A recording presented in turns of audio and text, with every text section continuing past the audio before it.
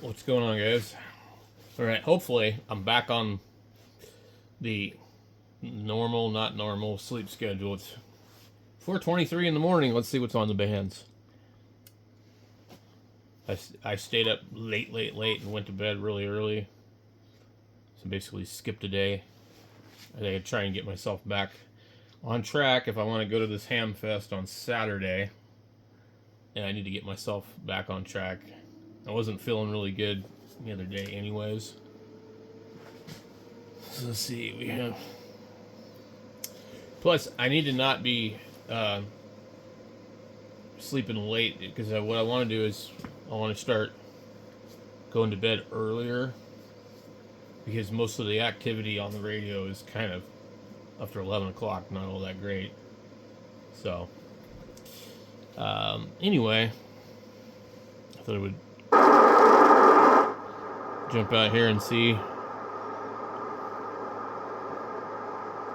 Let's go. Now, one of the things I like about this radio over the 710 is I can touch this. I don't have to hit the band button. And the 710's got like buttons on the top. I don't really care for that. But they're both a good radio. So let's see, we're on the antenna tuner. I'm just trying to make sure that yeah, we're tuned up on 10 meters, so it attenuates a lot of the signals. There's a lot of people don't understand. If you have a manual antenna tuner and you go listen on 80 or 160, but you're tuned on 10, you won't hear anything.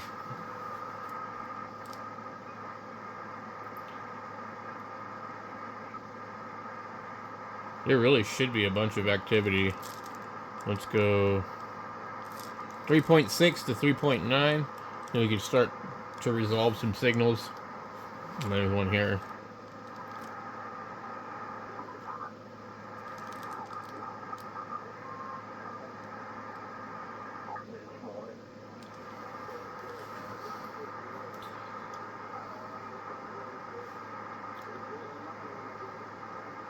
But that's one of the coolest things about these radios. You can kind of just touch the screen in the general area that you want.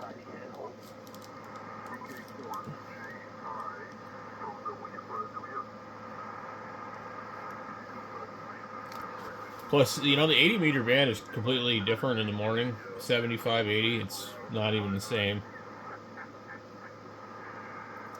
It gets real busy about 3 in the morning.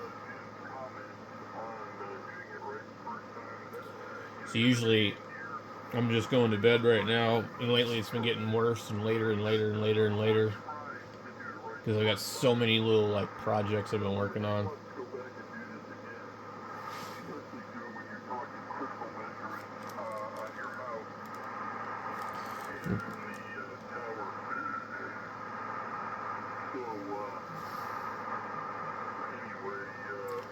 But I don't even think there is a band button on the 7300. I mean, like, you want to switch the band, you have to use, you know, they don't, there's an up and down button here. You see it just does VFO A.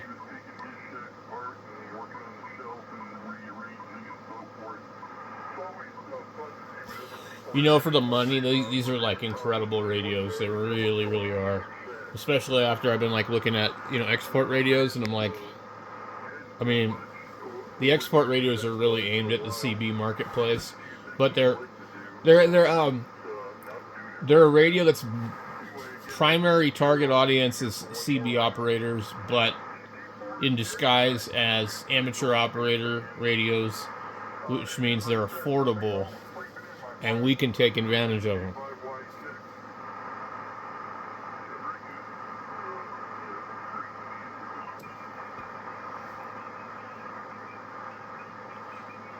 So we're looking at most of this band. It's really not enough resolution here to see what's going on.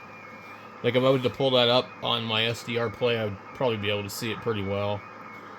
But, you know, this is a, you know, affordable radio.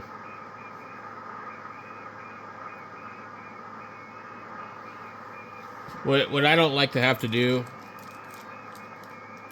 And what's the problem with this is I like the signals to stay fixed on the band. So when I tune through, my marker just comes up to them. But you can't zoom in when you're in that mode. You got to change it. You have to go in like center fixed mode. And then depending on what you're looking at, it doesn't really show you the frequency. So we can kind of see some of the signals. I feel like I just always have to play around with the display, and it's just never really optimal. It's better than my 3000. I mean, like, I don't even bother to use that display for anything as far as spectrum. But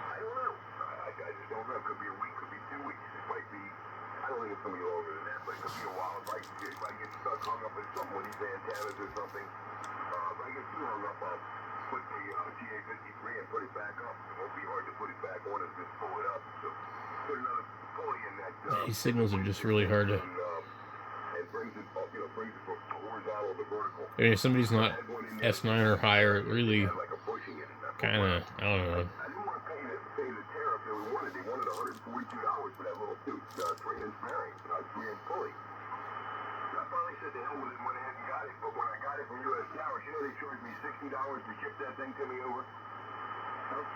Wow.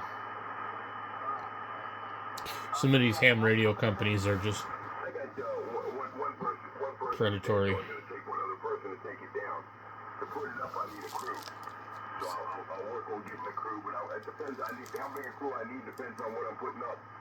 Two or three people put the other one up, no problem. The other one's going to take 4 or 5 people that have one phone on the roof one way, one phone on the roof the other way, and it takes, once I pull the tower up.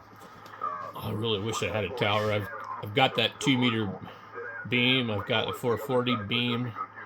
I've got everything I need to build a 6-meter beam. And I've got a 10-meter beam that's been sitting on my roof. I just laid it up there. The guy gave me a Mako Shooting Star, and I took it apart. And I looked on their website at the Mako 3-element 10-meter beam, and I put it together.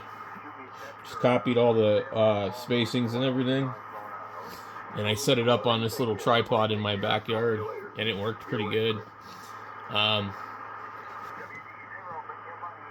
probably do a video about that later. Since I slept all night and I'm up early, I may actually try and tackle that today. I don't know that I'm going to even bother with the rotor that I have, a little TV rotor. I mean, like, I really think that beam is super heavy for something like that. But anyway. Look at AM signal right here. So we don't know where we're at on the band because it just gives us plus or minus 200. And we can guess. So, and then once you start to tune, you know, the band moves.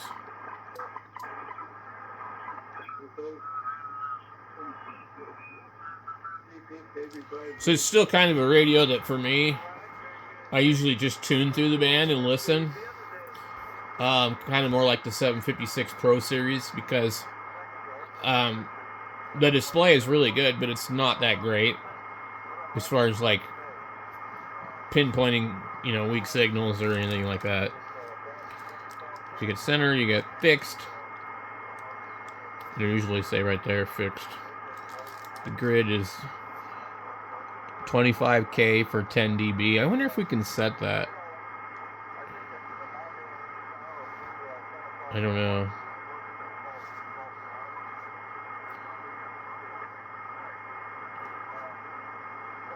You get the reference. Oh, if we change that, what does it do? We bring it up. It'll make it 10. What does that do? Does that... Let's go high. Okay, we see the waterfall starting to wash itself out a little bit. But that doesn't really help They probably need to go below.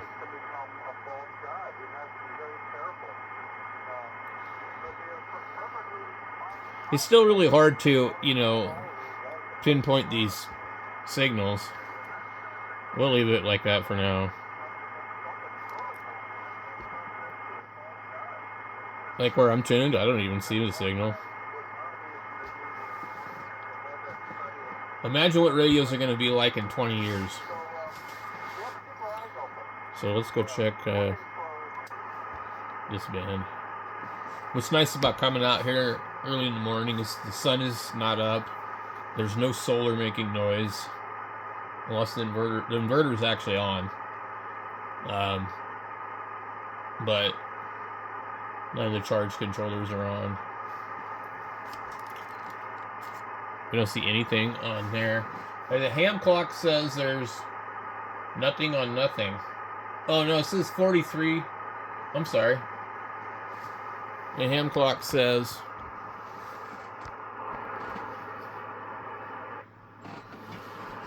22 on 20, 0 on 30, 48 on 40, 23 on 80, and nothing on anything else. The solar flux is 141, the K is 2.7, and the aurora is 11. Humidity is 75% here. Outside temperature looks like 54. I think it's colder than that, but I put a coat on this morning. It was like, whoa. I started to realize I really am a cold weather person until I have to work in it.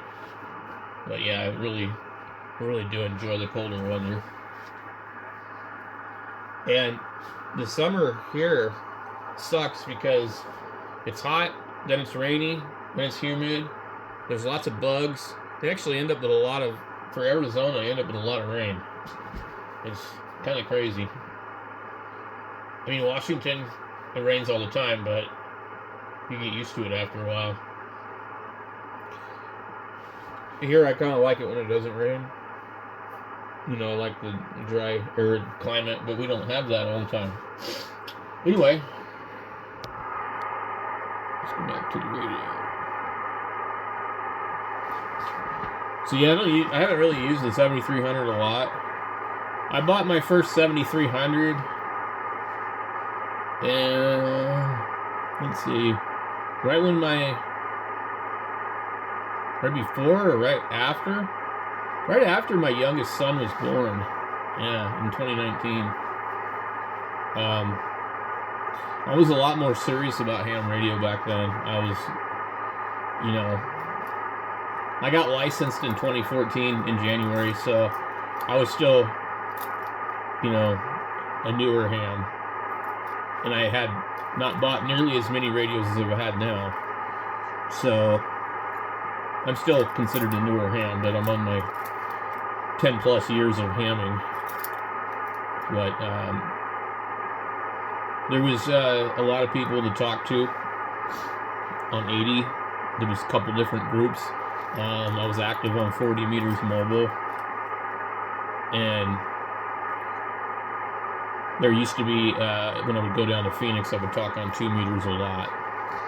Here, it's like, I don't talk on 2 meters, there's no simplex activity, and I don't really fit in with the retired repeater guys here. There's some nice guys here on the radio on the repeaters, but I don't have anything to talk to them about, and they don't have anything to talk to each other about. They might get on there and, chat for a minute, but usually they don't get on there until there's a net. And if I get up early in the morning, I can actually monitor 2 meters and listen to their morning nets and stuff, but it's kind of it's not that entertaining, okay? You've got a bunch of grumpy old people that get up early in the morning and get on the 2 meter 440 repeaters and tell you about everything they did the last week, and they get weird when the women get on there, and then they start arguing with each other, and I don't know, kind of weird.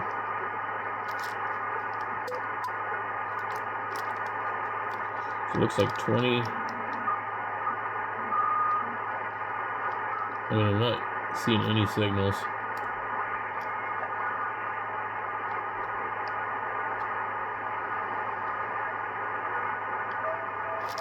A little bit of FT8. So anyway, I've got another radio coming today. We're going to be doing a lot of 10-meter videos. I don't know if we're going to do any antenna videos.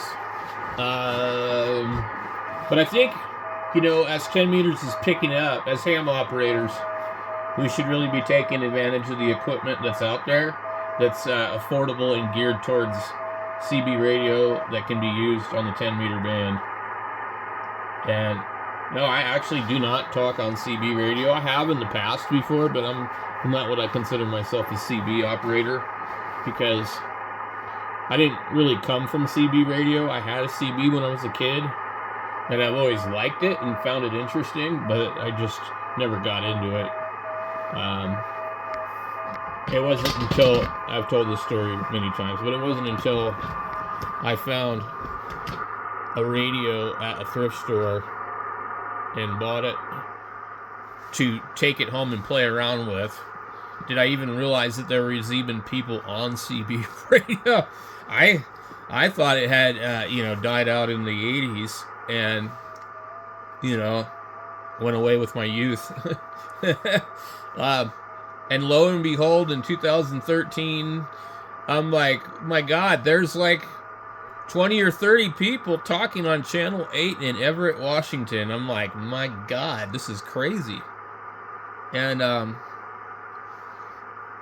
I quickly got on there and was redirected to ham radio and met some really cool people, and they had me buying radios and 2-meter 440 stuff and antennas and getting my license and all that. Yep. So I don't know. Anyway, we got this radio here, and then we got the QT80 that's coming hopefully today. I haven't checked Amazon. You never know with them, but it should be here today or tomorrow. And we'll be playing around with that. This one pisses me off because there's a piece of dirt behind the screen. I don't want to open it up to get the dirt out of there, but it's like an itch I can't scratch, and I know that it's just right there in the display. You can see it. You would normally just open it up and blow it out with air. I don't know if there's plastic on this screen here, because also there's like a scratch in it. It's not showing up on the camera, but I don't like getting things from Amazon that look like they've been used. And this doesn't look like it's been used, but it looks like it was really poor handling. So anyway, that's what we got on the agenda today, and I'm going to try and get a little more organized. We've got a ham fest coming up. I've got possibility of selling some radios. Maybe I'll bring that with me and sell it. We've got a list of radios that need to go. Not all of those. There's just my inventory. But